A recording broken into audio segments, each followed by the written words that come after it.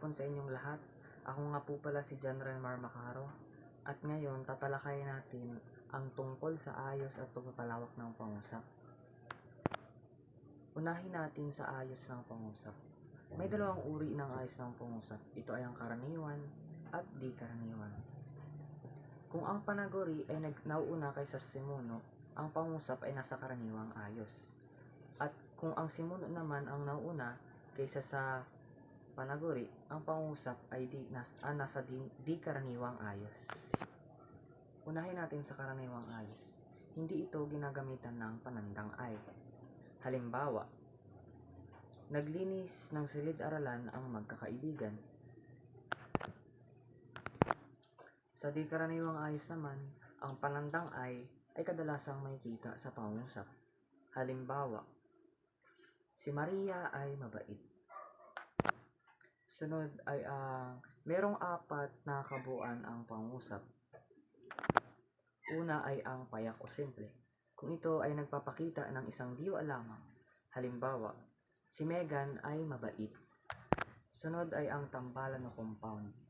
Ito naman ay binubuo ng magkaibang pangusap sa tulong ng pangatnig na, at, ngunit at saka. Halimbawa, nag-aaral siyang sumayaw, saka siya sumali sa paligsahan. Sunod ay ang hugnayan o complex. Sa madaling salita, ang hugnayan o complex ay hugnayan kung ito ay may sugnay na makapag-iisa at sugnay na di makapag-iisa.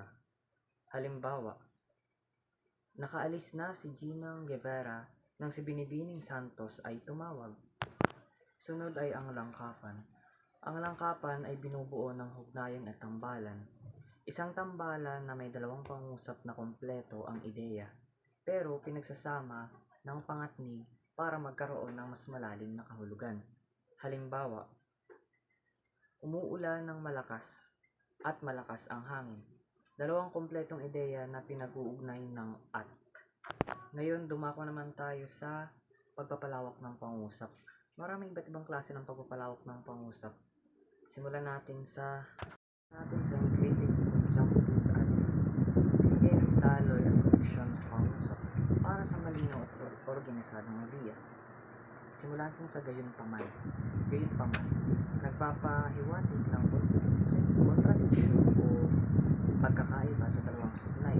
Halimbawa, mahal ko ang aso, gayunpaman hindi ko siya palaging maalagaan. Sunod naman ay ang komplemento o kaganapan.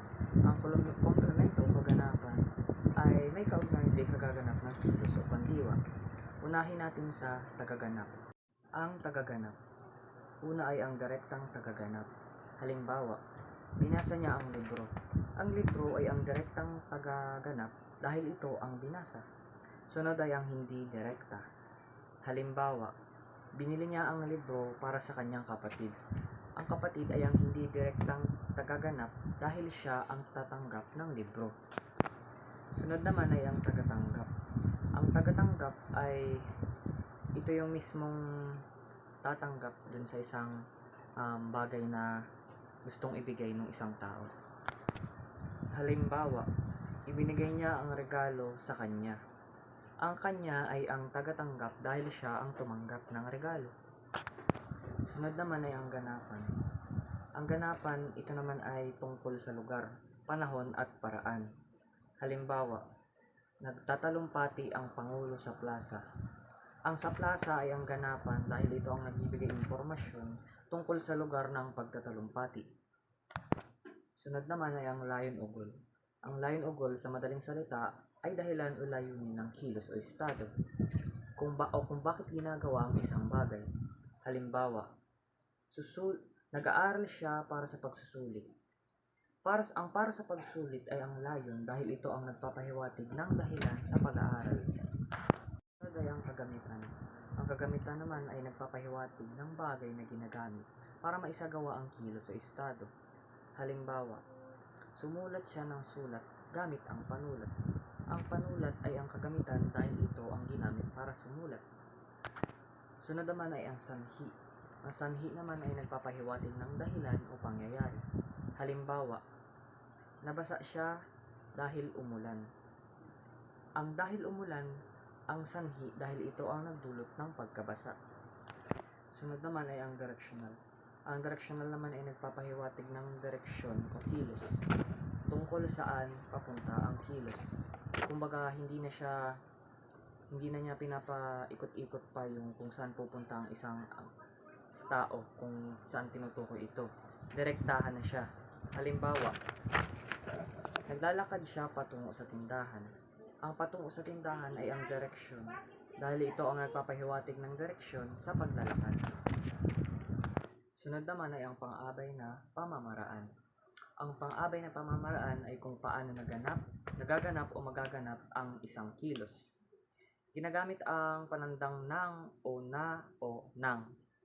Sumasagot sa tanong na paano. Halimbawa, natulog si Ana ng patagilid. Umalis si Mary na umiiyak. Sunod ay ang pang-abay na pamanahon. Ang pang-abay na pamanahon ay kung kailan naganap o magaganap ang kilos na taglay ng pandiwa. At ito ay may 3 uri. Una ay ang may pananda, walang pananda at nagsasaad ng dalas. Simulan natin sa pamanahong may pananda.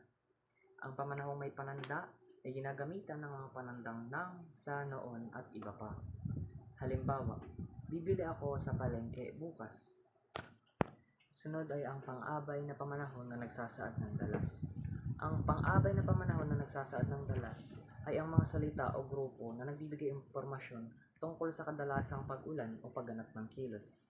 At ito ay ginagamitan ng mga salitang araw-araw, gabi-gabi, tuwing linggo, tuwing umaga at iba pa. Halimbawa, tuwing linggo ay pumupunta siya sa simbahan. Kumakain ng gulay araw-araw upang mapanatili ang ating kalusugan. Naman ay ang pang-abay na panlunan. Ang pang-abay na panlunan ay isang uri ng pang-abay kung saan ito ay naglalarawan kung saan naganap o magaganap ang kilos ng pandiwa. At ginagamitan ito ng mga panandang sa, kina, o kay. At nasasagot din ang tanong na saan. Halimbawa, sa mainit na kabundukan naninirahan ang kaibigan kong si Clark. Naman ay ang pang-abay na pang-agam.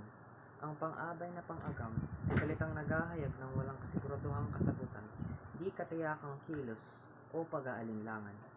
At may mga paralalang ginagamit dito. Ito ay ang mga marahil, siguro, tila at iba pa.